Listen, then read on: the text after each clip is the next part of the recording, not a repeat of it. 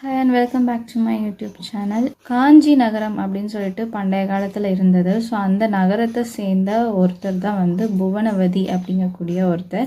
இவர் பார்த்திங்க அப்படின்னா அதே நகரத்தில் தன்னுடைய ஒய்ஃபோட ஃபேமிலியோடு அவர் வாழ்ந்துட்டு வந்தார்.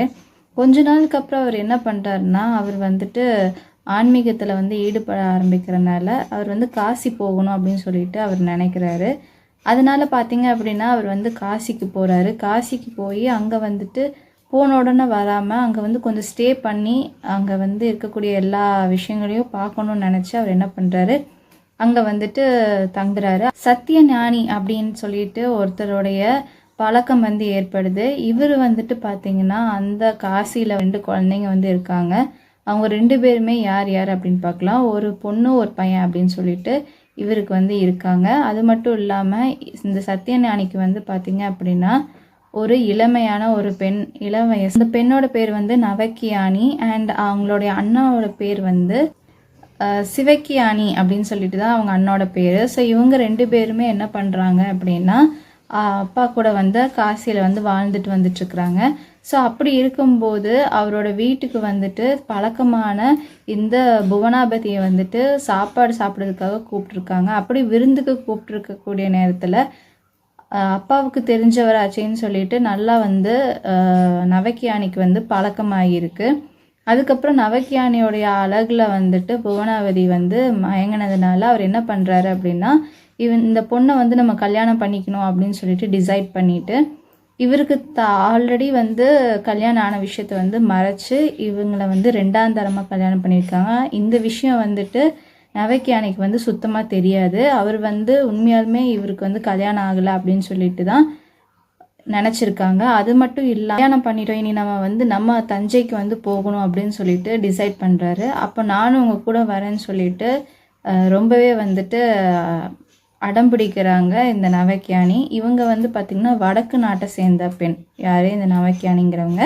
ஸோ இவங்க என்ன பண்ணுறாங்க, இப்படி அடம் பிடிக்கிறதும் இதை நம்ம எப்படி சமாளிக்க போகிறோம் உண்மை தெரிஞ்சிச்சுன்னா என்ன ஆகும் அப்படின்னு சொல்லிட்டு ஒரு பயத்தில் என்ன பண்ணுறாரு, வேறு வழி இல்லாமல் சரின்னு சொல்லி ஒத்துக்கிறாரு. ஆனால் தங்கச்சியை பெரிய மனசில்லாத அண்ணாவான சிவக்கியானி என்ன சொல்கிறாருன்னா, நானும் அவங்க கூட வரேன் அப்படின்னு சொல்லிட்டு அவரும் என்ன பண்ணுறாரு, ஜாயின் பண்ணி இப்போ 3 பேரும் தஞ்சையை நோக்கி நடக்க ஆரம்பிக்கிறாங்க.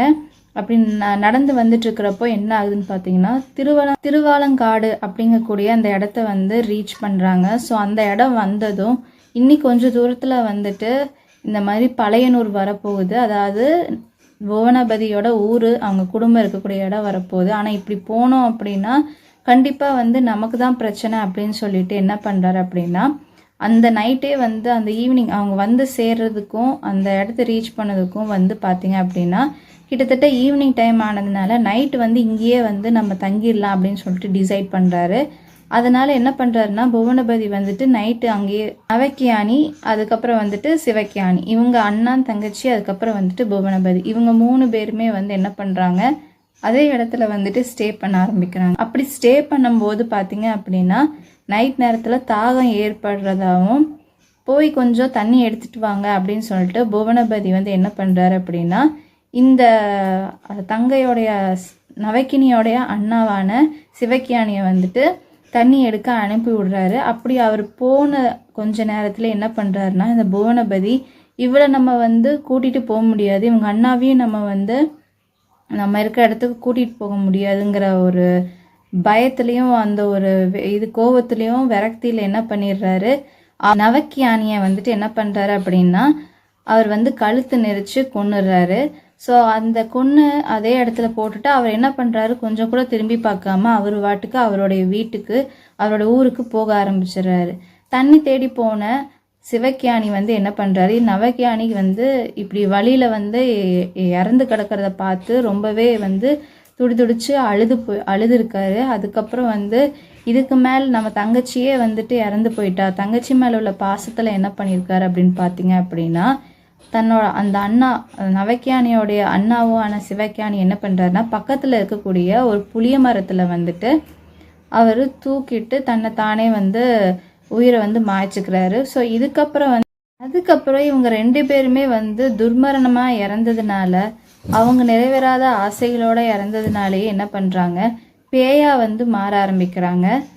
இதனால தான் வந்துட்டு அவங்க பேயாவே மாறுறாங்க. ஆனால் இவங்க உண்மையாலுமே பேயாக இருந்தாங்களா, அவங்க கெட்டவங்களானா கிடையவே கிடையாது. அவங்களுக்கு வந்துட்டு இந்த மாதிரி துர்மரணம் ஏற்பட்டதுனால அந்த மாதிரி அவங்க மாறினாங்க. நீலன் நீலி அப்படிங்கிற கூடிய ஒரு பேயாக வந்துட்டு அண்ணாவும் தங்கையும் மாறுறாங்க. இவங்க என்ன பண்ணுறாங்கன்னா, அவங்க இறந்த அதே திருவலங்காட்டை வந்துட்டு சுற்றி சுற்றி பேயாக வந்து அலைய ஆரம்பிக்கிறாங்க. கண்டிப்பாக ஒரு நாள் வந்துட்டு புவனபதியை வந்துட்டு நம்ம வந்து கொல்லணும் அப்படிங்கக்கூடிய வெறியோட அந்த பேய்களாக வந்து அவங்க அந்த காட்டை வந்து சுற்றிட்டு இருந்திருக்காங்க. இதை தெரிஞ்சுக்கிட்ட புவனபதி என்ன பண்ணுறாருன்னா, அந்த பக்கமே வந்து போகாமல் இருந்திருக்காரு. அதே மாதிரி அவர் வந்து கடைசி வரைக்கும் இருந்து அவர் இறந்தும் போயிருக்காரு. இந்த நவக்கியானி வந்துட்டு சபதமாக வந்துட்டு பேயாக வந்து இன்னியும் வந்து அவங்களுக்காக வெயிட் பண்ணிட்டு இருந்திருக்காங்க. இதே மாதிரி பார்த்தீங்க அப்படின்னா தரிசனன் அப்படிங்கக்கூடிய பேரோட மறுபடியும் வந்துட்டு இந்த புவனபதி வந்து இந்த உலகத்தில் வந்து வாணிகம் செய்யக்கூடிய ஒருத்தருக்கு மகனாக வந்து பிறக்கிறாரு. அப்படி பிறக்கும்போது என்ன ஆகுது அப்படின்னா, கண்டிப்பாக வந்து இந்த ஜென்மத்தில் நான் அவனை விடமாட்டேன் அப்படின்னு சொல்லிட்டு நவக்கியானி அந்த நீலி வந்துட்டு ரொம்பவே வந்து காத்துக்கிட்டு இருந்திருக்காங்க. அதே மாதிரி இவர் வளர்ந்து வந்திருக்காரு. வளர்ந்து வந்து அதே காஞ்சிபுரம் மாவட்டத்தில் வந்து அதே காஞ்சியில் இருக்கக்கூடிய ஒரு பெண்ணை வந்து திருமணம் பண்ணியிருக்காரு. அது மட்டும் இல்லாமல் அவர் என்ன பண்ணுறாரு அப்படின்னா, அவங்களுக்கு ஒரு குழந்தையும் இருக்குது. இவங்களோட வந்து சந்தோஷமான வாழ்க்கை வாழ்ந்துட்டுருக்காரு. ஆனால் அப்படி வாழ்ந்துட்டுருக்கிறப்போ அவங்க வாணிபம் செய்யக்கூடிய தரிசனனுடைய அப்பா, அதாவது புவனபதியோடைய இப்போ இருக்கக்கூடிய அந்த அப்பா வந்து என்ன பண்ணுறாருன்னா, இந்த மாதிரி சொல்கிறாங்க, உன்னுடைய ஜாதகத்தை வந்து பார்க்கக்கூடிய ஜோசியரை போய் நாங்கள் மீட் பண்ணப்போ அவர் வந்துட்டு எங்ககிட்ட ஒரு உண்மையை சொன்னார் அப்படின்னு சொல்லிட்டு சாகர தருவாயில் இருக்கக்கூடிய அவங்க அப்பா வந்துட்டு என்னங்கிறத இந்த புவனபதியான இப்போ சொல்லிட்டு இறந்தும் போயிடுறாரு. அதுக்கப்புறம் பார்த்தீங்க அப்படின்னா இந்த தரிசனன் வந்துட்டு அந்த பேய் வந்து நம்மளை கொன்றக்கூடாது அப்படிங்கிறதுக்காக அதை வந்து ரொம்ப பத்திரமா அந்த கத்தியை வந்து வச்சு பாதுகாத்துட்டு வந்திருக்காரு.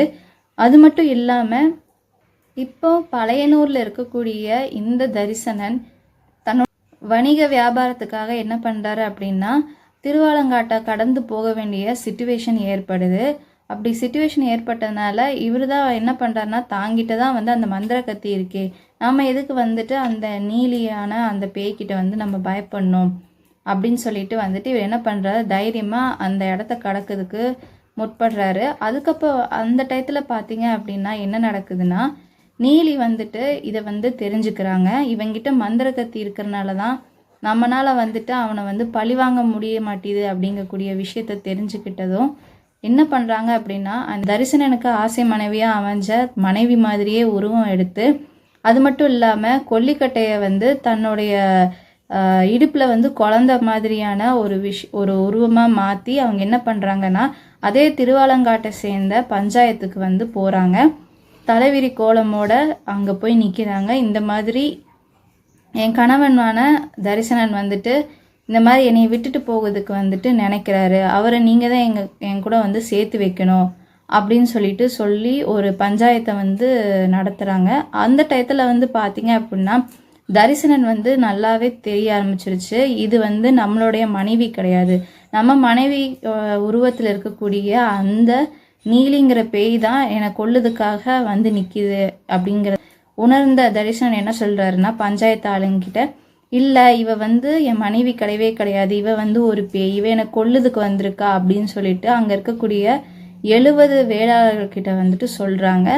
அந்த 70 வேளாளர்களும் என்ன பண்ணுறாங்கன்னா, என்னப்பா சொல்கிற அப்படின்னு சொல்லிட்டு என்ன ஏதுங்கிறத பஞ்சாயத்தாக வந்து அங்கே பேசிகிட்டு இருக்கிறாங்க. அப்போ வந்துட்டு நீலி சொல்கிறாங்க, இங்கே பாருங்க, நான் வந்துட்டு சேர்த்துவீங்கன்னு பஞ்சாயத்துக்கு வந்ததுனால இந்த தரிசனனான என் கணவர் வந்து என்ன பண்ணுறாருன்னா, என்னை கொல்லுறதுக்காக கத்தியை வந்து அவர் வச்சுருக்காரு, அதை நீங்கள் அவர்கிட்டேருந்து வாங்கினா மட்டும்தான் என்னால் அவர் கூட சேர்ந்து நிம்மதியாக வாழ முடியும், இல்லாட்டி அவர் என்னைய பஞ்சாயத்து கூட்டிட்டேங்கிற காரணத்துக்காக கொல்லுறதுக்கு வாய்ப்பு இருக்குது அப்படின்னு சொல்லியிருக்காங்க. இதை கேட்ட அந்த பஞ்சாயத்து சேர்ந்த ஆளுங்க 70 பேர் என்ன பண்ணியிருக்காங்கன்னா, பிரிஞ்சு போகாமல் இருக்கிறதுக்கு நாங்கள் எடுத்த முடிவு இதுதான், நீ அவ கூட வந்துட்டு ஒரு நாள் இந்த கத்தி இல்லாமல் அவ கூட நீ தங்கணும் அப்படிங்கிறதையும் சொல்லிடுறாங்க. இதை கேட்டதும் வந்துட்டு தரிசனன் வந்து என்ன சொல்கிறாங்க அப்படின்னா, இந்த மாதிரி அவளே ஒரு பேய், அவனை இந்த மாதிரி கத்தி இல்லை அப்படின்னா அவனை கொன்னுடுவா அப்படின்னு சொல்லிட்டு பஞ்சாயத்து ஆளுங்கிட்ட சொல்லியிருக்காங்க. அப்போ வந்து பஞ்சாயத்து ஆளில் இருக்கக்கூடிய எல்லாருமே என்ன பண்ணியிருக்காங்கன்னா, அப்படி ஒருவேளை அவனை கொன்னுட்டா அப்படின்னா நாங்கள் 70 பேர் இருக்கோம் இந்த பஞ்சாயத்தில், இந்த 70 பேருமே வந்துட்டு என்ன பண்ணுறோன்னா உனக்காக இந்த மாதிரி நீ இறந்துட்ட அப்படின்னா கண்டிப்பாக நாங்கள் எங்கள் உயிரை வந்து விட்டுருவோம் அப்படின்னு சொல்லிட்டு தரிசனனுக்கு வந்துட்டு ஒரு ப்ராமிஸை வந்து பண்ணுறாங்க. சரின்னு சொல்லிட்டு என்ன பண்ணுறான், தரிசனனும் வந்துட்டு நீலி கூட போய் தங்க ஆரம்பிக்கிறான். அதே இரவு வந்துட்டு பார்த்தீங்க அப்படின்னா நீலி வந்து தரிசனனை அவ நினச்ச மாதிரியே வந்துட்டு கொன்னுடுறா. ஏன்னா மந்திர கத்தி வந்து பஞ்சாயத்துக்காரங்க வாங்கி வச்சுட்டுறாங்க. ஸோ அதனால் வந்துட்டு ஈஸியாக வந்து நீலி வந்து தரிசனனை கொன்னுடுறாங்க. அதுக்கப்புறம் இந்த உண்மையை தெரிஞ்ச அந்த 70 வேளாளர்கள் இருக்காங்களே அந்த பஞ்சாயத்துக்காரங்க, அவங்க எல்லாருமே என்ன பண்ணுறாங்கன்னா, உண்மையாலுமே தரிசனன் சொன்னதும் உண்மைதான், அவள் வந்து கொன்னுட்டா, நம்ம வாக்கை வந்து நிறைவேற்றியே ஆகணும் அப்படி சாட்சி பூதேஸ்வர் சிவன் கோயிலுக்கு பக்கத்தில் இருக்கக்கூடிய இடத்துல என்ன பண்ணுறாங்கன்னா நெருப்பு மூட்டி அதில் அவங்க வந்துட்டு எல்லாருமே அந்த 70 பேருமே வந்து உயிரை வந்து மாச்சுக்கிறாங்க. ஸோ ஒரு பேரும் இருக்குது, அது என்ன அப்படின்னா இசக்கி அம்மன் அப்படின்னு சொல்லிட்டு சொல்கிறாங்க. இவங்க கோயில் வந்து பெரும்பாலும் வந்துட்டு புளிய மரத்துக்கு பக்கத்தில் தான் வந்து அமைஞ்சிருக்கும், இல்லாட்டி ரோட்டோரத்தில் இருக்கக்கூடிய ஏதோ ஒரு புளிய மரத்துக்கு பக்கத்தில் இந்த இவங்களுடைய கோயில் வந்து அமைச்சிருப்பாங்க. ஏன் அப்படின்னா அதே புளிய மரத்தில் தான் அவங்க பாசமான அண்ணா வந்து தூக்கிட்டு இறந்துருப்பாங்க. ஸோ அதனால் பார்த்திங்க அப்படின்னா அண்ணன் தங்கச்சியுடைய அந்த பாண்டுக்காகவே வந்து பார்த்திங்கன்னா மோஸ்ட்லி இப்படி தான் வந்து அந்த கோயில் வந்து அமைச்சிருப்பாங்க. உங்களுக்கு இந்த வீடியோ ரொம்ப பிடிச்சிருக்குன்னு நம்புகிறேன். அடுத்த ஒரு வீடியோவில் சந்திக்கிறேன். Until then bye from Aani.